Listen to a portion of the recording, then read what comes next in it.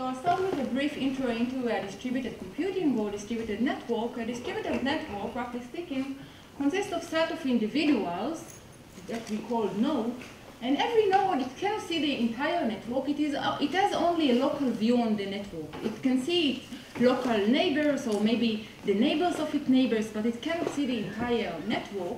And somehow those nodes need to communicate and collaborate in order to solve a global task for the entire network.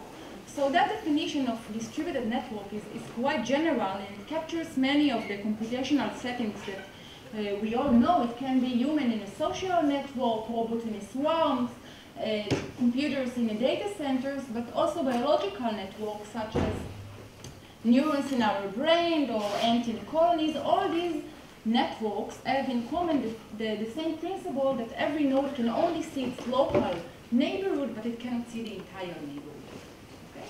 So when we talk about distributed networks, we need a model, and the most standard model is what we call the Congestion model. It's a standard message passing model. We model the network as a graph, undirected graph. I'll denote by n the number of nodes. Every node is occupied by a computer, and now I have some synchronous round protocol where in every round, the rules of the game is that every node can send a message to each of its neighbors in the graph, and that message cannot be too large. It is bounded only to log n many bits. That means that in a given round, you can send on each edge the identifier of constant many nodes or constant many edges, but you cannot send too much information on every edge. And the most important complexity measure is the number of rounds to solve the problem. Okay? So this is a very standard model in distributed computing. And usually when we develop algorithms in distributed computing, we are going to suffer from two types of challenges, which are somewhat orthogonal. The main challenge is what we call the locality challenge. If I look at two vertices that are d hops away from each other, my algorithm needs to spend at least d rounds to transfer a message from these two vertices. So this is the locality challenge. And the other challenge is the congestion. Even if I have nodes that are very close to each other, they are neighbors in the graph, they can communicate only log n many bits in every round. So if, for example, I would like to know if I belong to a triangle or not, this is a very local problem, but I don't have really the amount of, I don't have the capacity to detect it within constant many rounds. If I have, say, I don't know, square root n many neighbors, each of them have square root n many neighbors, I cannot really know my second neighborhood in small number of rounds if I'm limited to send only log n many bits in every round, okay? So these are the two challenges, locality and congestion. These are the traditional challenges. And today we are going to consider a third type of challenge that was somewhat neglected in this world of distributed graph algorithms, and this is the challenge of security. Usually the framework in distributed algorithms is as follows. The input is given in a distributed manner in the sense that every node knows its edges in the graph. Okay? And also the output is distributed. Every node should know its own part in the solution. For instance, it should know which of its incident edges are part of a minimum spanning tree. Okay? So the input is distributed, the output is distributed. However, if you look at the algorithms, most of the distributed algorithms, throughout the course of execution, you get to learn not only your own output, but you're also going to learn a lot about the input and the outputs of many other nodes in the network. And this is going to be a problem if this input and output are some personal, private information that we'd like to hide. Okay? We are going to illustrate this notion of security by taking some running example of graph coloring. So in a graph coloring, we are given some graph with n vertices, and the maximum degree is delta, and now the goal is to color the graph with two delta colors so that no two neighboring vertices have the same color. Okay? So this is a very simple distributed algorithm that can do that. It's really the first example in a distributed textbook. Every node can just sample a random color between 1 and 2 delta, uniformly at random, and it broadcasts this color to all its neighbors. And now, if this color is valid, that is no other neighbor picked that color, then the color is legal and you quit, and it's easy to see here that in every round, the probability that you are going to succeed is roughly half, because at least delta colors are going to be available, and hence, after logging many rounds, you find the coloring. Okay, so this is a very simple algorithm, but as you see, an essential part of this algorithm is that in every round, to detect if the coloring is legal or not, you'll send your color to all your neighbors, okay? So it's a really non-secure algorithm. Okay. So really, the goal in this talk is to see how to design algorithms that are not only efficient with respect to the number of rounds, but also secure. Secure in what sense? Secure in the sense that the nodes are going to learn only their final output, as in standard distributed algorithms, but we would like them to learn nothing more in the information theoretic sense. Okay? Any questions? Okay. So before I'm going to continue, I really want to be more precise about what kind of security we are going to provide. And roughly speaking, I'll first give some intuitive explanation. Roughly speaking, I'm going to say, suppose I have my starting point is a non-secure algorithm A, okay? Now what we are going to do, we are going to compile this non-secure algorithm into a secure algorithm A prime, and I'm going to say that an algorithm A prime simulates the original algorithm A in a secure manner if two properties are satisfied. The first property is that I would like the two algorithms, A and A prime, to have the same output for all nodes. Okay? Maybe it's not really an output, but rather a distribution of outputs. I want that the functionality or the computation, the final computation of A and A prime to be precisely the same. Okay? The second property that I want is security. I want each node to learn only its own final output in the algorithm by learning nothing more on the outputs of all other nodes. And I'm going to formalize it by using the notion of a simulator of unbounded computational power. And this, it's not really important to get into details, but as we are going to see, we are not really going to hide here the graph G. The adversary is allowed to see the entire graph G. The only thing that we are going to protect about is the personal inputs of every node and the random decisions and the random bits. Okay? So to be more precise, the security notion that we consider is what we call perfect privacy. This is as opposed to computational privacy. We assume that the adversary is computationally unbounded. Okay? We also assume that the adversary is not allowed to collide with two nodes or more than one node. That is, we assume that all the nodes in the network are going to be honest but curious. They are going to run the protocol as we give them, but they are very curious. So when they look at the messages that pass through the protocol, they will do the best they can to extract information on the inputs and outputs of other nodes. Okay? So this is what we call semi-honest. And eventually, if the adversary gets over one node, it can learn nothing. But potentially, if the adversary combines information from several nodes in the network, then it might be able to get information. But this is a very basic security notion, and at the end I'll talk about some follow-up work that provide even a stronger notion of security. Okay? And as I said, the graph is not going to be hidden. I'm only going to hidden the output and the inputs of the nodes. Yes? Does any node have an input aside from its local neighborhood, let's say some additional number? Yeah, that depends on the problem at hand. Some problems can assign also nodes some initial input as part of the problem. Okay. Any other question? Okay. So although this whole notion of security is kind of a new land in the world of distributed graph algorithms, this is really the bread and butter in the world of cryptography, and more particular in the world of multi-party computation. In this setting, the most common setting of multi-party computation is to consider a set of computers or clients or parties, and those parties are connected by a clock.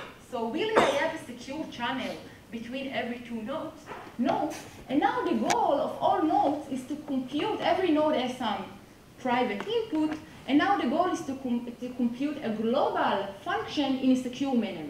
Assume that every node has some salary, right? And the goal of all nodes is to compute the average of salaries by learning nothing on the salaries of other nodes in the network.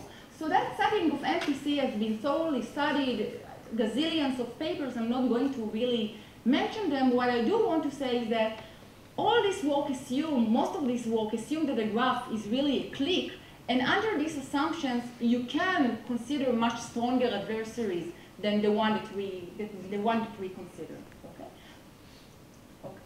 So really, this is our challenge. We look at this world of secure computation and the world of distributed graph algorithms, and the pictures looks like that. We do have secure algorithms, but only under the assumption that the network is a clique.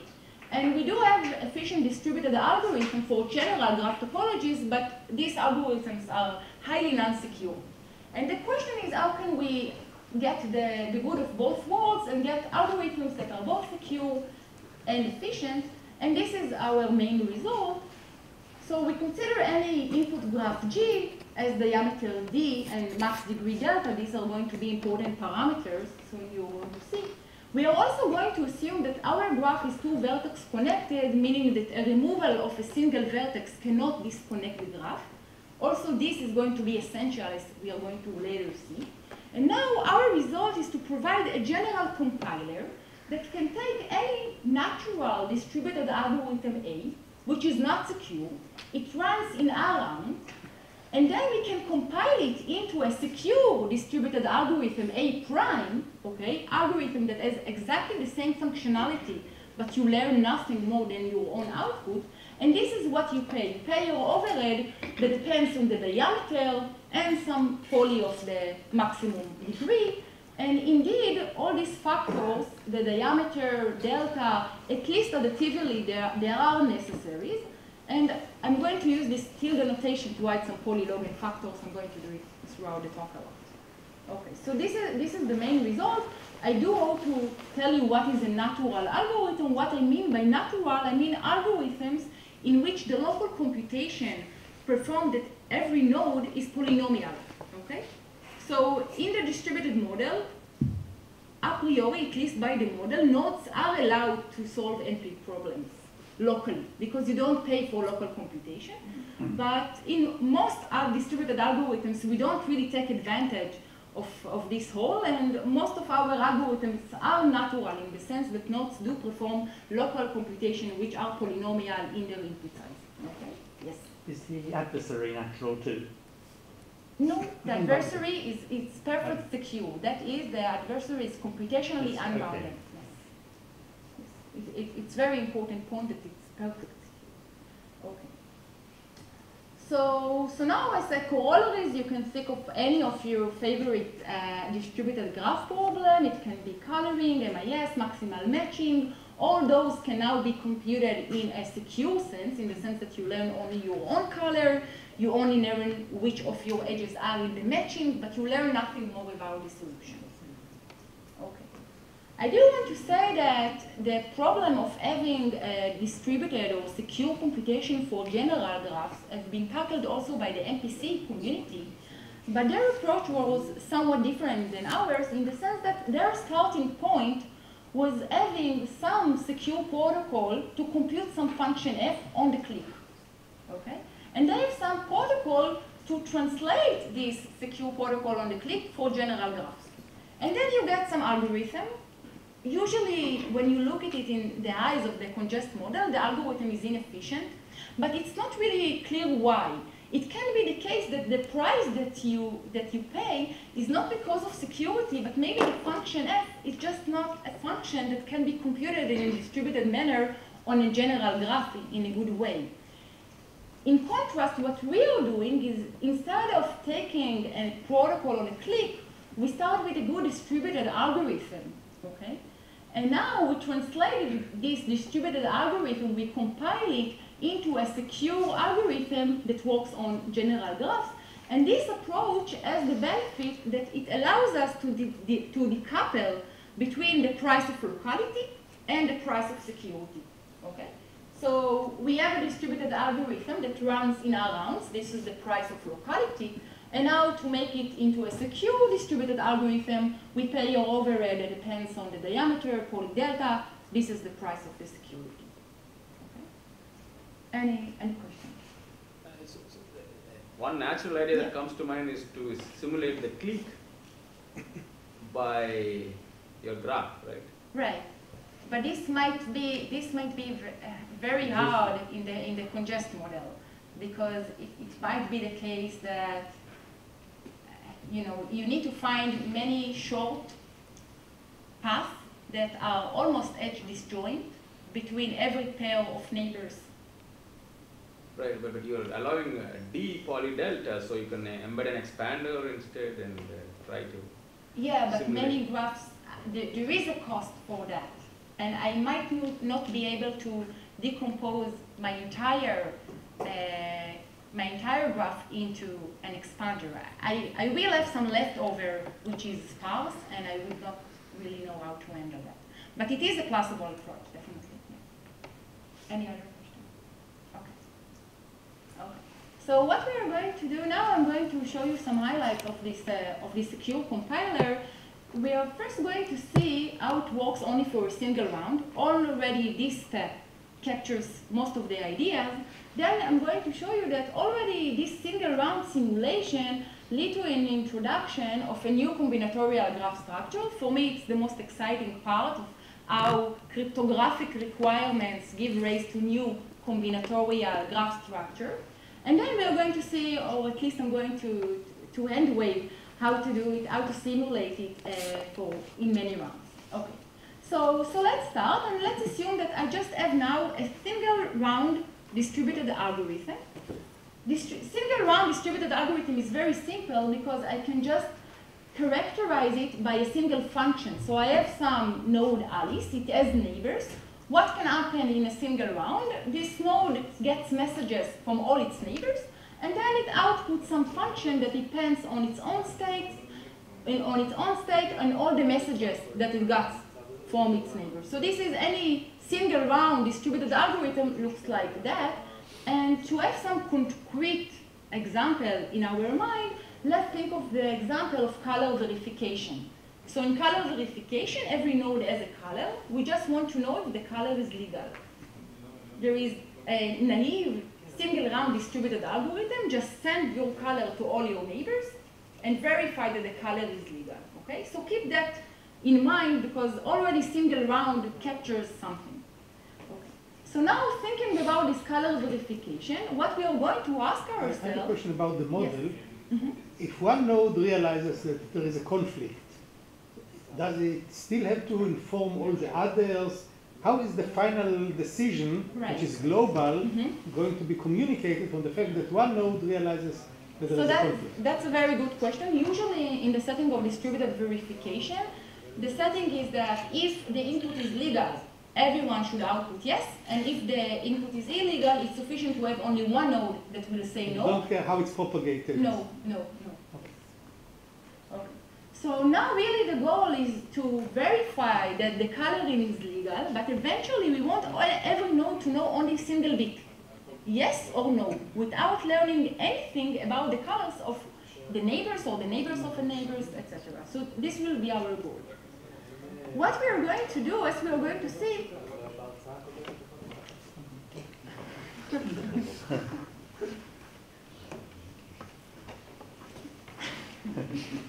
okay.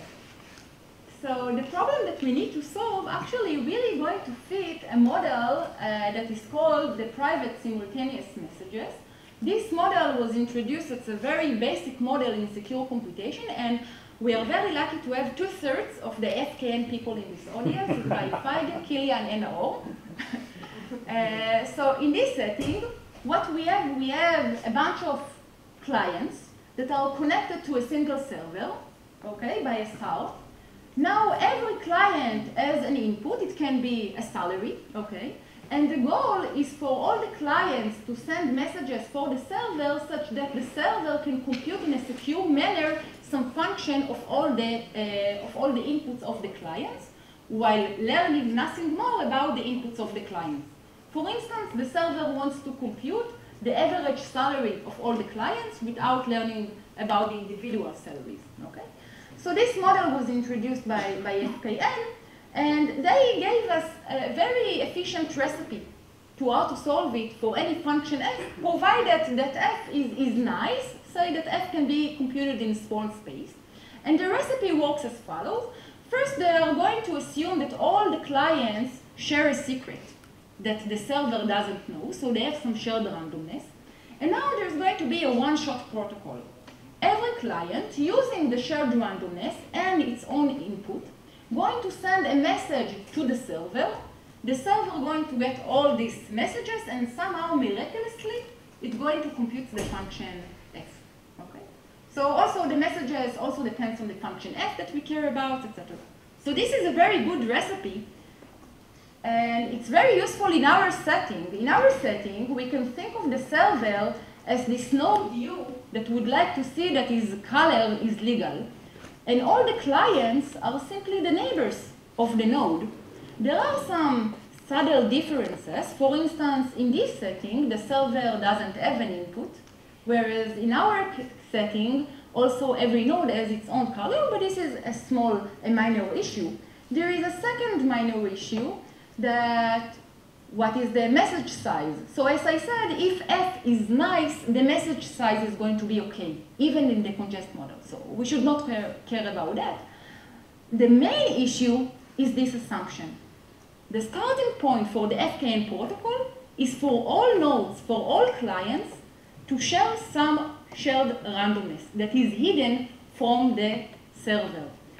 So here, we really ask ourselves, how can all the neighbors of a given node share a random bit, share a secret, without their common neighbor know nothing about it, okay? So really, this is our goal. Our goal is to share this private randomness between all my neighbors, so that I, the common neighbor, will have no idea about this secret, okay? Is this clear?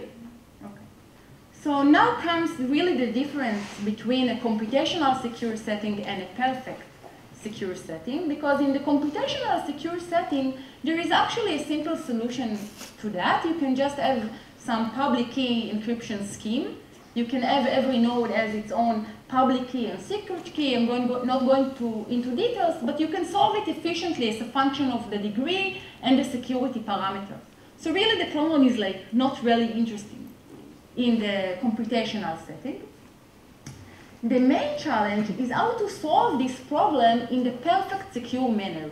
I want Bob and Carol to exchange a secret without Alice knowing nothing about it, and the key observation is that the only way to do that is that I need some other path between Bob and Carol that doesn't go through Alice, and I'm going to pass the information between Bob and Carol through this other path. Okay? Okay, so now comes the assumption that we said at the beginning, that the graph must be two vertex connected. So if the graph is two vertex connected, I guarantee that for every node, if I look at all its neighbors, I know that there is some spanning tree, and the spanning tree has some bounded diameter that spans all its neighbors. Well, that is great, because then I can just use this spanning tree and send all these secret, all these R bits of secret on this spanning tree, and I'm going to pay something that is proportional to the number of bits and the diameter. And this is great, and at that point we can say goodbye. But there is a problem with this solution, and the problem is that I don't have only one Alice in the network. Every node is Alice. Every node should check whether his color is legal, right? And I'm in the congest model. At every given point, I can only send log n bits on every message. So if I just construct these trees in a brute force manner, I might be in a situation where a single edge is important in n many trees, or linear number of trees, and then I will be in a situation where I need to pass a linear number of bits on every edge. And just to make you feel more emotionally about it, in distributed setting, a type complexity of n is really like 2 to the n in the in the centralized world. So really, order a linear number of rounds is unacceptable. Okay, so we are really unhappy with this kind of a solution, and we want something better. Okay. Yes. If Alice and Carol are two neighbors of Bob in the middle. Alice. Okay, if Bob and Carol are Yeah. two neighbors of Alice, how they are even aware of this fact in order to start this sub-protocol to agree on a randomness between them? They are not aware of the fact that they are neighbors. Yes, so we are not hiding the graph, right? So in delta many rounds, you can, or in delta square, I don't even mind. You can know your central neighborhood. You know really what are your neighbors and what are your two-hop neighbors. So what is the type of information that Bob and Carol want to protect? It's not the fact that they have a mutual neighbor. They want to exchange some secret between them that is hidden from Alice. Okay, so the fact that they have a common neighbor, Alice, and that Alice needs their cooperation in order to compute things in a secure manner, they are aware of this fact, and now they would like to exchange a secret with Alice, without Alice knowing about this secret. Okay? There are algorithms, there are protocols that What topology. you're hiding by Right, as well. right. So you're not speaking about the same model. No, of no, topology. maybe next year, 2 years, I will tell you about topology hiding. Yes. At that point, we only try to hide the input, the outputs, the random bits. Topology is not hidden. So suppose I'm living in an ideal world. This is what I would like to have. I would like to have every Alice, every node, to have some spanning tree that spans all its neighbors, but it doesn't go through me. And in the ideal world, I would like all these trees to have small depths, and I would like all these trees to be as edge disjoint as possible with no overlap at all. But well, we are not living in an ideal world, and I would not be able to provide such perfect trees for all nodes in the network. But it turns out that we will be able to get very close to that. We will be able to show a construction of trees. All of them are going to have small depths, as small as we can, and they're going to have some small amount of overlap. Okay? But this is our goal. Our goal is to exchange a secret between the neighbors of each node on a spanning tree that avoids the common neighbor, and we would like to do that for all nodes at the same time. Okay? So we want small depth trees that are much as possible with small overlap. And this is exactly the new combinatorial structure that we define, what we call D. It stands for dilation, congestion, private neighborhood trees. So what is a private neighborhood trees?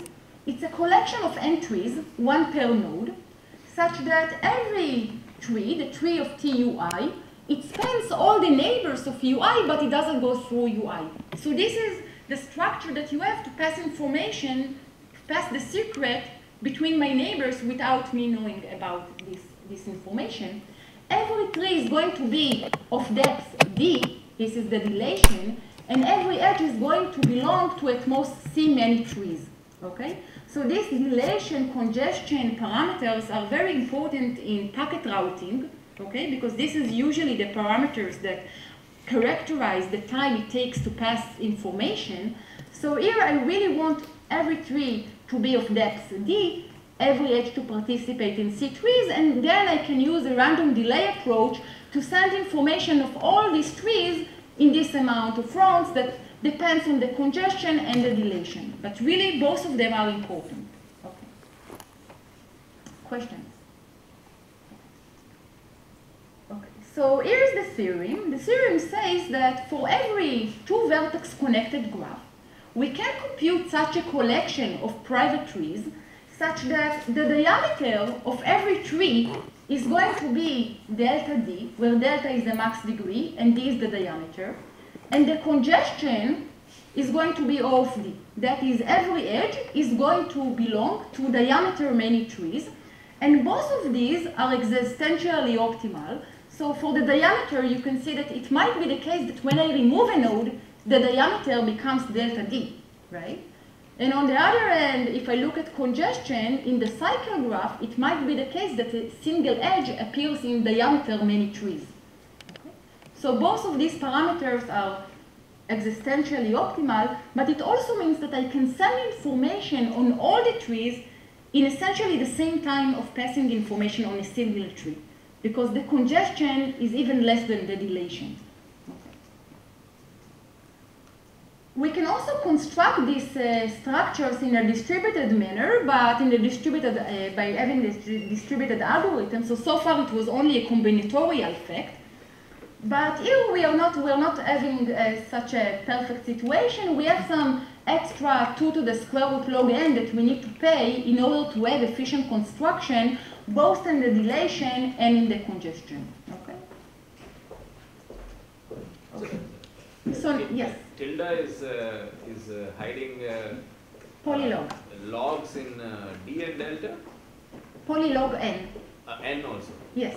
Ah. Yes. Polylog n, yes, are all of them. Okay. So now we are back. Now that we have the private trees, let's see how it gives us a solution to simulate the single round in a secure manner. So we remember that we have this function, every node u should compute this function f, the function of its own state and all the messages.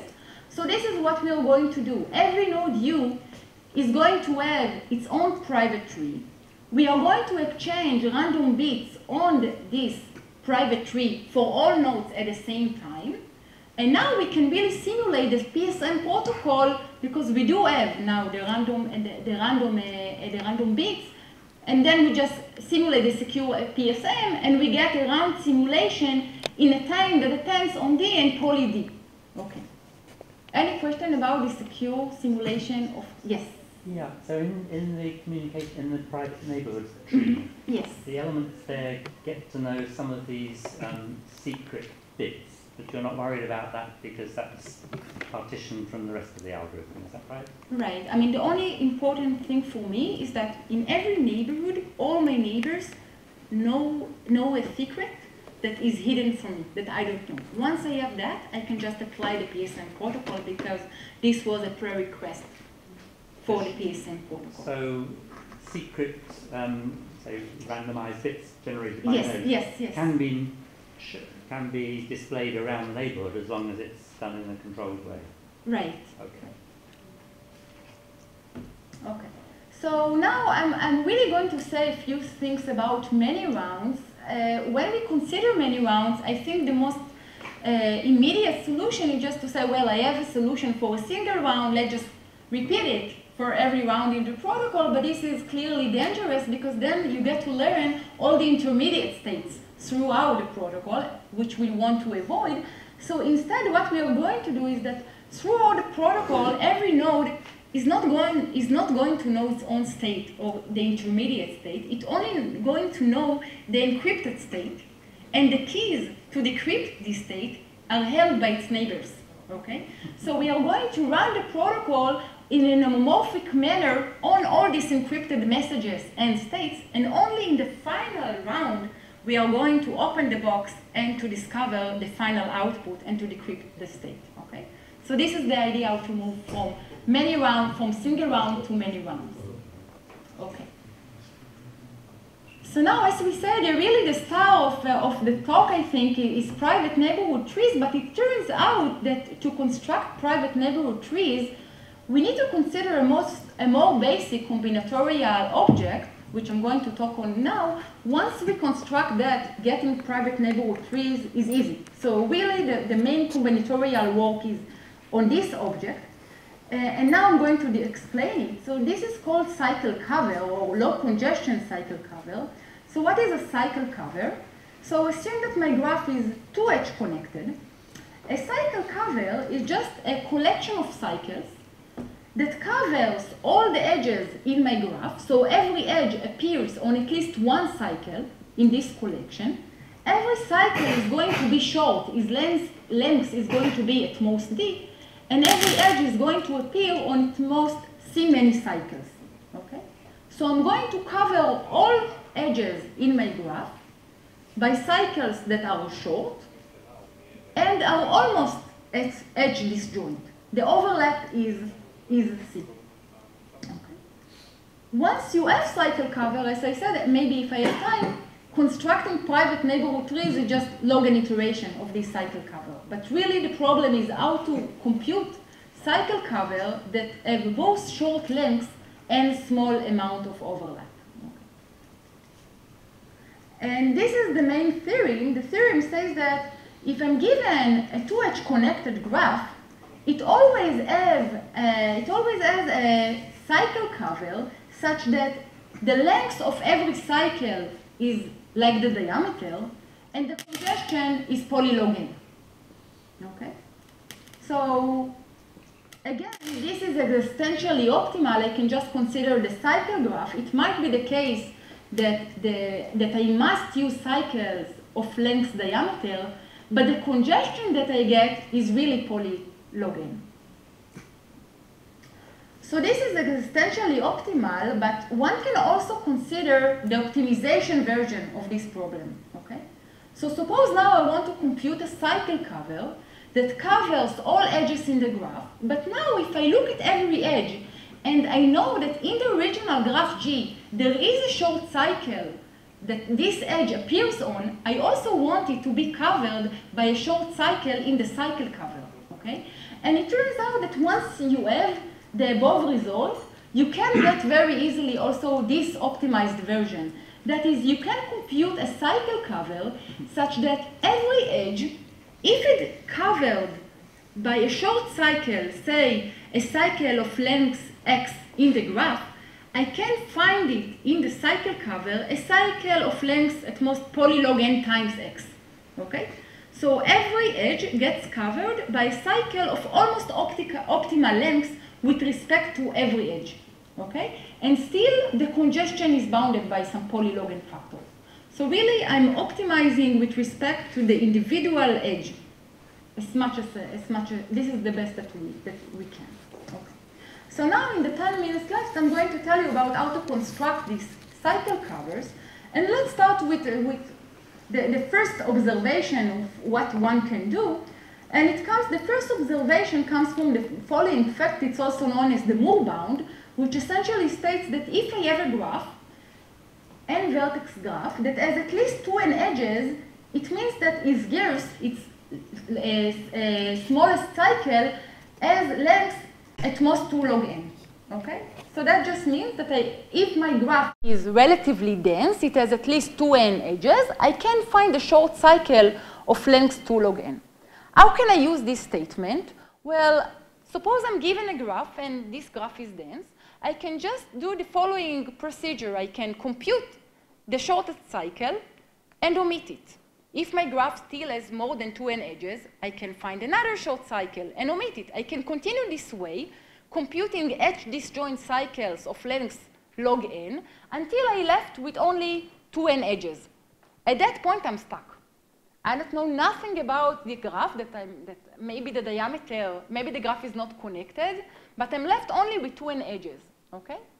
So this is really the starting point. It's a good algorithm, but it gets me until 2 n edges, okay? Any questions? Okay.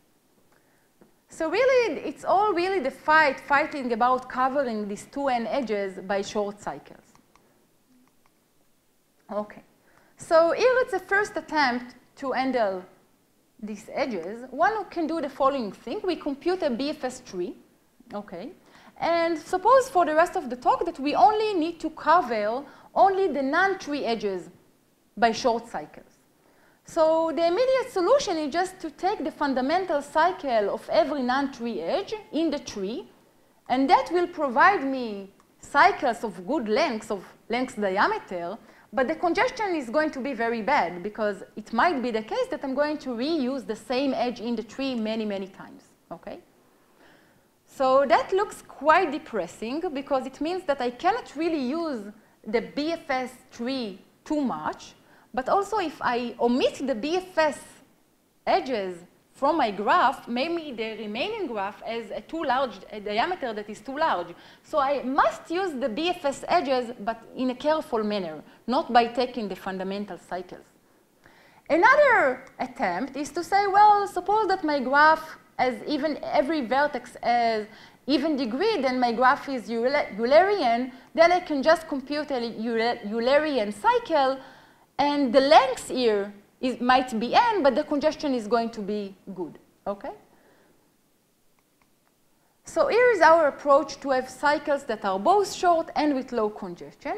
What we are going to do, just for the sake of simplicity in this talk, we are going to consider a subset of edges, E prime, that I would like to cover.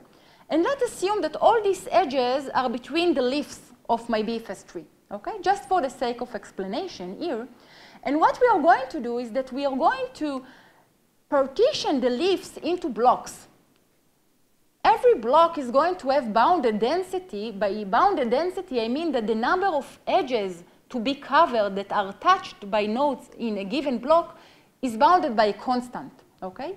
So either I have a node that has many red edges. In such a case, it will be a singleton block, and that's okay. But every non-singleton block, the number of edges that it's going to touch is bounded by some constant, say 16, okay? So if you do the math, you get that the number of blocks that you get is the number of edges that you wish to cover over 4, something like that. But it's some constant fraction of the number of edges. What we are going to do now is to consider the contracted graph where we contract every block into a node, and we draw an edge between two nodes if they have an edge E prime that we wish to cover. And we do have multiple edges here, okay? But the miracle now is that we get a contracted graph where the number of nodes is E prime over 4, and the number of edges is E prime. Why is this good? Because now this graph is dense enough in order for us to use the Gauss argument again. We know that at least E prime over 2 of the edges in this graph can be covered by short cycles of length log n. So what we can do, we can just look at this contracted graph and repeatedly omit cycles in the contracted graph that are short, unless I'm left with half of the edges, okay? So now I'm just going to show you how to cover half of the edges by short cycles of small congestion. Then I'll just repeat it log n many times until I cover all the edges. Another question. Yes. Cycles in the contracted graph do not correspond to cycles in the original graph, because you may have to go all the way. Perfect. Yes. So now comes the question of how to translate the cycles and to show that we don't pay too much, neither in dilation nor in congestion, okay? So what we are going to do, we are going to look at every cycle in the contracted graph. And as you say, it might be the case that every block consists of 2 nodes, right? Now we are just going to use the tree path between these 2 nodes in order to complete the cycle. Then you're back to the congestion. Yes. But then I'm back to, but here I have a property that I'm going to show that I'm only using the tree path in a very careful manner. I'm only using tree paths to connect nodes that are within the same block. And I'm going to use this fact in order to show that the congestion on the tree edges is bounded. Okay? Yes. So the translation really goes like that. I'm just replacing every path between 2 nodes in the same block by taking their tree path. So what happens to the lengths, it just increased by factor of d. So the original cycle was of length or order of log n in the contracted graph, but now just replace it by a tree path, it becomes d log n. Okay, so with respect to lengths, we are okay. But now comes the question of what is the congestion on the tree edges, and here is the key observation. The observation is that whenever you use an edge, say between x and y, to connect 2 vertices u and v, it has some property. And the property is that one of the vertices, say u, must belong to the subtree of that edge, and the other vertex must be not in this subtree. Okay? So one of the vertices u must be in the subtree of that edge, and the other vertex must be out of this subtree. Why is this property is useful? Because now I'm going to count how many blocks are going to use a given tree edge in order to connect their endpoints. So I'm going to distinguish between all the blocks that are strictly inside this subtree. These are not going to use the edge, but there's only going to be 2 blocks on the borders that are going to use this tree edge, okay? And because in every block it has bounded density, it has only constant many edges, the total congestion is going to be bounded by a constant. Okay. So here's how the algorithm for the non-tree edges looks like. We are going to have log n many phases. In every phase, we are going to cover half of the remaining edges to be covered. Every time I'm going to look at the set of non-tree edges yet to be covered, I'm going to partition the vertices into blocks based on these E' edges. Then I'm going to have a graph that is sufficiently dense to apply the Gears argument. I'm going to cover half of these edges by cycles, short cycles in the contracted graph, translate them back to cycles in G, and omit them. Okay? There is an extra degree of freedom that we didn't use. If you go back to the previous, the ordering of the blocks was not implied by anything. It was quite arbitrary, right? This was, yes, definitely. On the other hand, it was important because you wanted the leftmost and the rightmost things.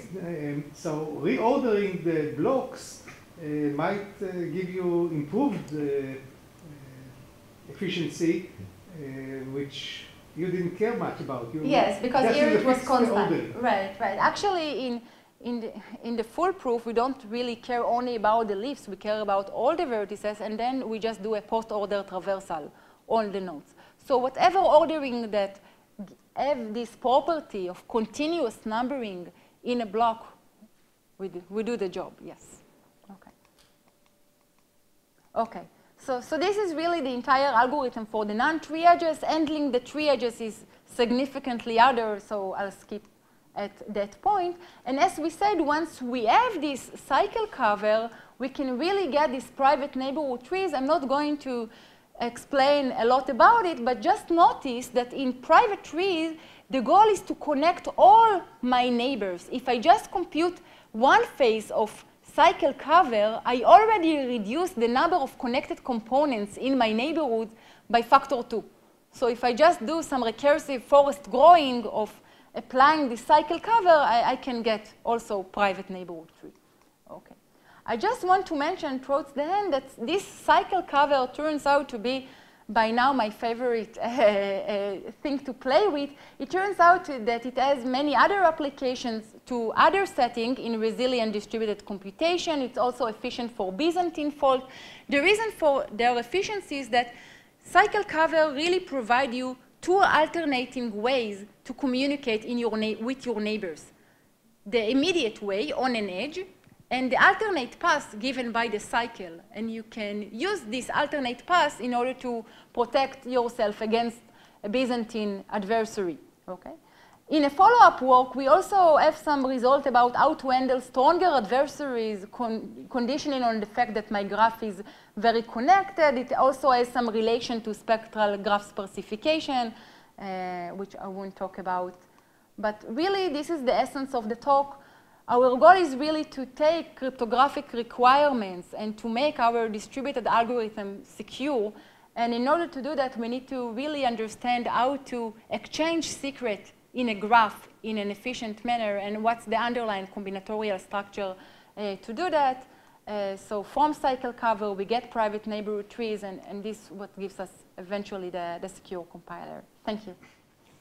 This was really nice, but you used a fairly weak notion of privacy here. Right. And this is that you wanted each node by itself not to learn things. Right. Usually we consider coalitions, certain number of adversaries who can all communicate and join all the information they have.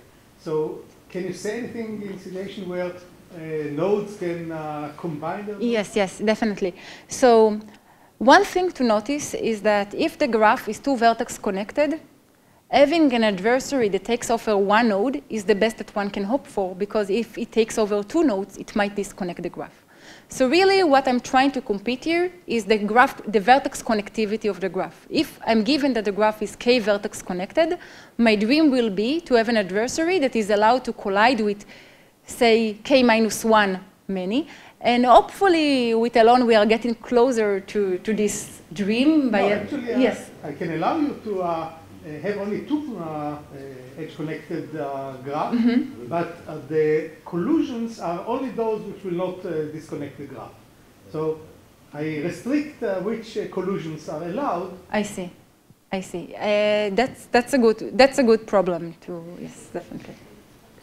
And even with our result, because we use the optimal version of the cycle counter, if the adversary colludes with vertices that are not within this optimal bound, it's only like within this one. Right. So if all your edges lie on a small cycle in the original graph, it means that if the adversary collide with, I don't know, log n vertices apart, then you should be okay. Yes. Yeah.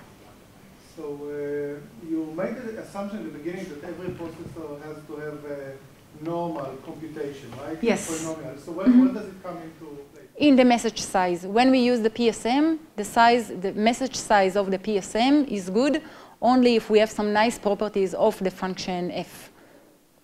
Okay. So our algorithm is general, but the dependency, the message size will depend on this circuit complexity or the depth of computing this function f. Yeah. You mentioned you had some results in the Byzantine model. Right. What is the model you're using there? Yeah, so we are considering an adversary. In every given round, the adversary can take over a single edge, say, in the graph, and can corrupt it without you knowing that the adversary corrupts the message. And now again, we want to have some general compiler. If I have an algorithm that works in a non-secure manner, I want to compile my algorithm into a secure one so that eventually you will be able to really learn the true messages that pass through. I see. So the Byzantine adversary is still restricted to only take one One, yes, yes, yes. It can move around. one edge at any. Right. Really, the combinatorial structure that we need to learn in order to extend to collusion is to consider, instead of having cycle cover, in cycle cover you cover every edge by a cycle, you would like to cover every edge by k edge disjoint or k vertex disjoint cycles, such that all of them are short and the overlap is small. Once you have this infrastructure, it's useful for Byzantine, for our security world. And